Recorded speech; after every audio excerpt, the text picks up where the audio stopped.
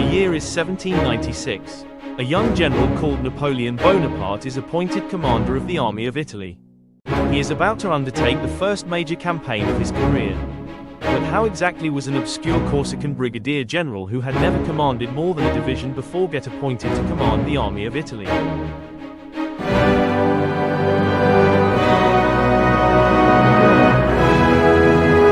Napoleon was born on the 15th of August 1769 in a town in Corsica called Ajaccio. Letizia Romolino and Carlo Buonaparte. He was born the second eldest of 8 children. His father, Carlo, was a minor aristocrat who became the Corsican representative to Louis XVI's court. Therefore he earned young Napoleon a bursary to go to the military academy at Brienne. According to legend, Napoleon commanded a snowball fight which demonstrated his leadership skills from a young age. He was then admitted to the École Militaire in Paris, where he graduated a year later. He was then commissioned as a second lieutenant in an artillery regiment, and thus he began his military career.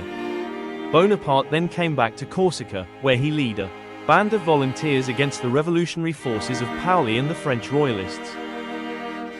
While at Corsica, he became a supporter of the Jacobins, a major faction of the French revolutionary government.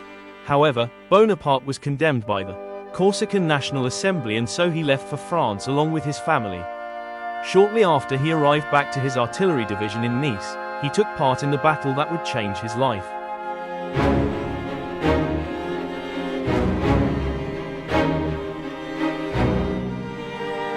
In 1793, Napoleon Bonaparte was appointed head of artillery at the siege of Toulon due to the previous commander being wounded.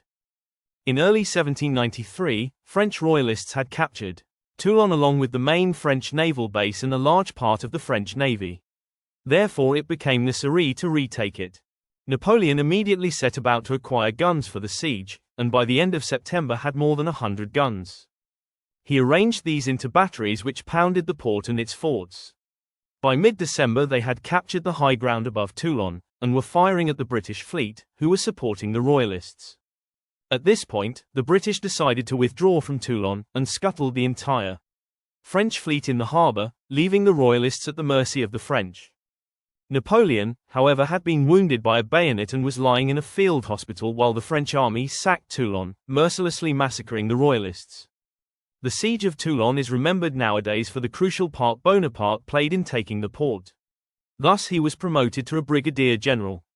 After Toulon, Napoleon was appointed the artillery commander of the army of Italy and took part in the Battle of Ajaccio, which was an operation to capture strategic points in Piedmont. Then Bonaparte commanded an expedition to retake Corsica. However, this failed due to an intervention by the Royal Navy. However, the next big battle comes soon after this failure.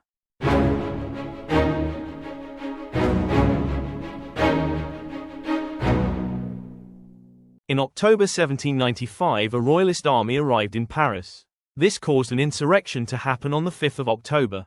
Bonaparte quickly joined the defense of the Republic and was given command of the defense by Paul Barras.